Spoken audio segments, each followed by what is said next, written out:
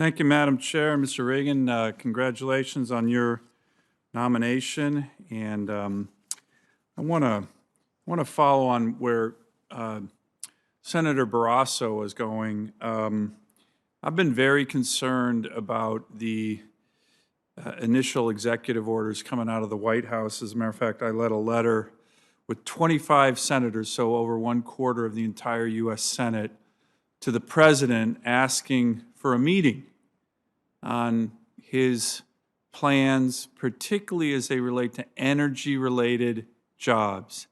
I'm really concerned when you see John Kerry, Gina McCarthy, who are at the White House already setting policy, and I know the chair has expressed concerns about who's going to be in charge.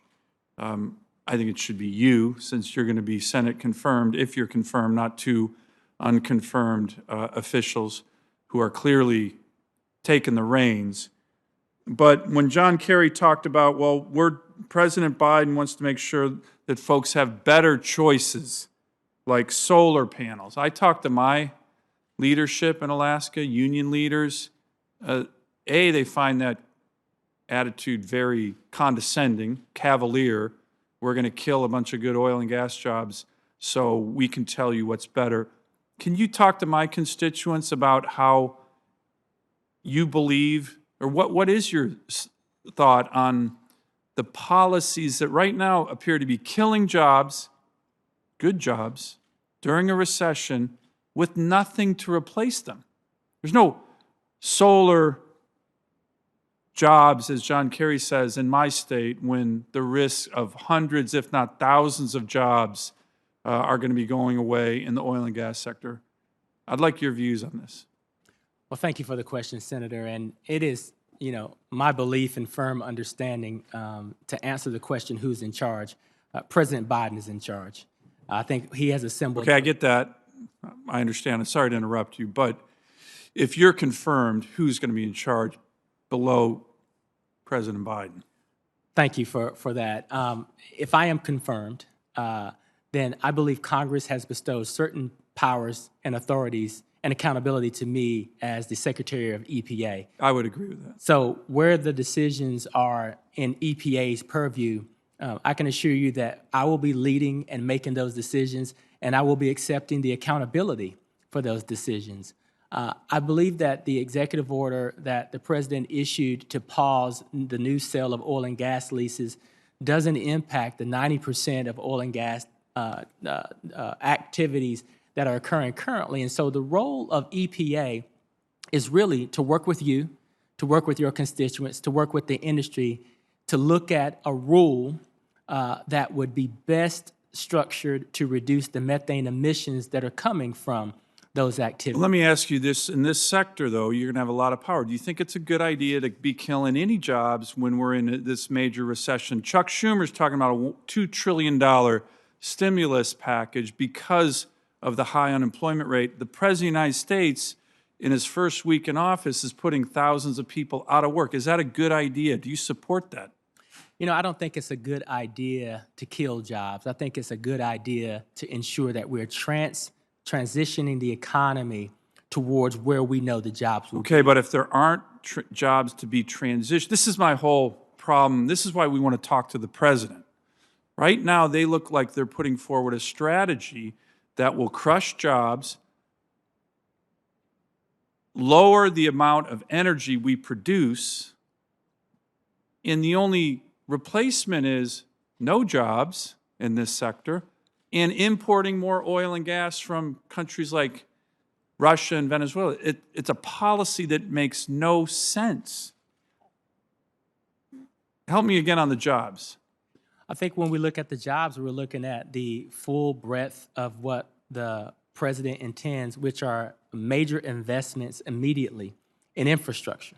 Infrastructure in terms of making sure that the pipes that we have are not leaky and are reducing the climate impact, making sure that we invest in our water quality, water sewer, water infrastructure, looking at a more intelligent grid, looking at roads and bridges. I believe that many of the jobs and the skill sets that people have in your state and other states can move quickly to those jobs, while we also look at the advancements of other research and development opportunities to position the very communities that supported this country during the Industrial Revolution. That's right. And made this country competitive.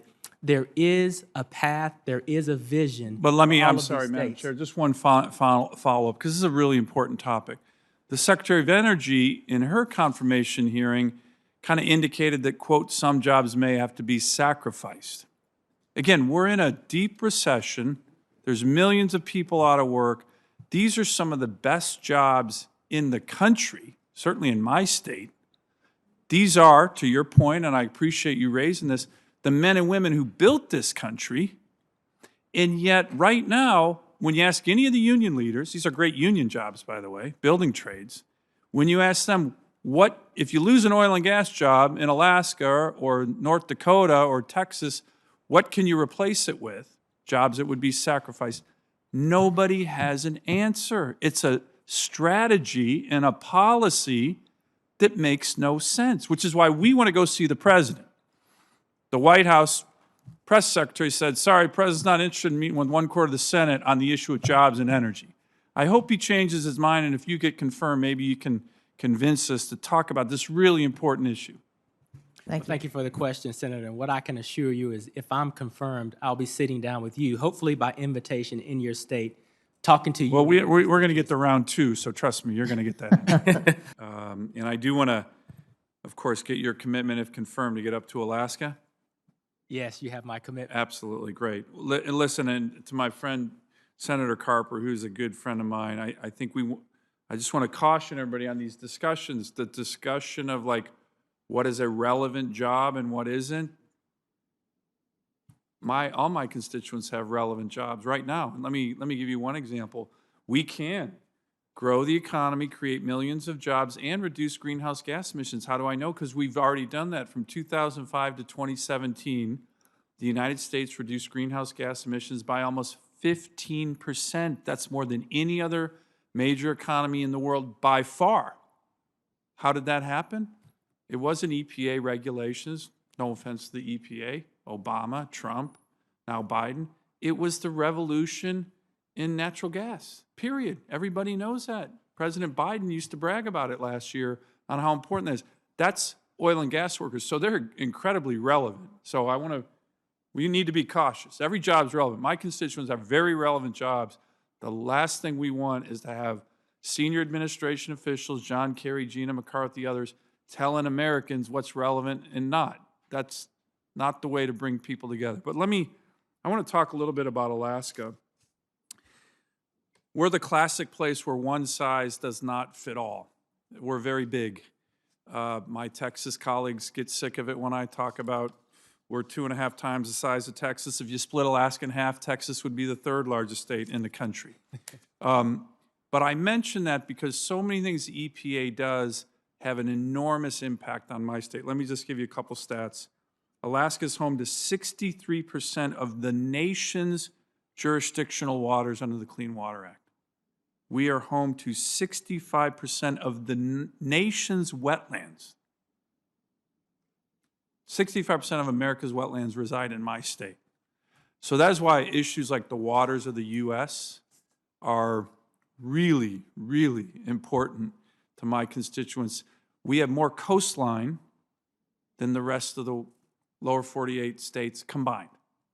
We do, just in my state. So these issues are huge in Alaska, which is why I look forward to getting you up there confirmed. Now, I want to turn to this really important issue, and I'm glad you're raising it, equity and environmental justice. The one groups that I want to talk about in particular are the large minority group in my state, which are Alaska Natives. The population includes my wife, my daughters, almost 20% of the population. We have over 30 communities in Alaska, mostly Alaska Native, that have no running water, no flush toilets, nothing. So one of my first pieces of legislation that I passed in this committee with Senator Boxer was for communities that are disadvantaged like that. So can I get your commitment, if confirmed, to work with me on this issue, which just shouldn't happen? There shouldn't be communities in America that don't have running water and flush toilets. Can I get your commitment on that? Senator, absolutely. That's absolutely. Equity and environmental justice issue if there ever was one. Let me turn to a big map that I trot out a lot. This is from the American Medical Association. We're talking about jobs, why these policies are important for jobs. I'm going to talk about not just jobs, but for lives. The AMA did a study from 1980 to 2014, and it looked at what part of the country, what region had life expectancy increases. Where you see blue and purple, that's the most. My state had the biggest life expectancy increases in the country by far. 7, 8, 9, up to 13 years. I've asked my colleagues in debates, because I've trotted this out a lot, give me a policy indicator more important is, are your constituents living longer? They're not many. And in my state, that's happened.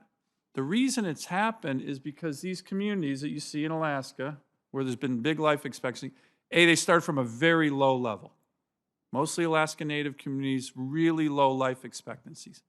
But what happened from 1980 and 2014 is resource development happened. Oil and gas happened. Mining happened. And that's why I get so emotional about these issues. These are equity issues. These are environmental justice issues.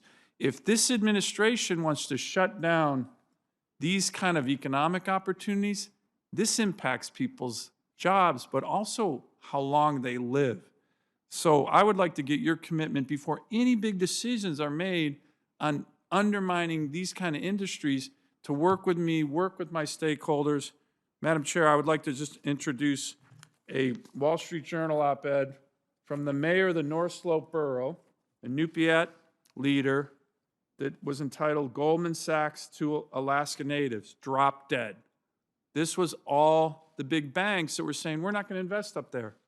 And what he said in his op-ed was, then I worry about the livelihood and life expectancy of the Native people of Alaska. So when you're talking about environmental justice, please don't forget about the Native people of my state, because they have benefited from oil and gas and resource development jobs in a way that most Americans can't even imagine. So can I get your commitment when you're working these equity environmental justice issues to have my constituents front and center in your mind as well?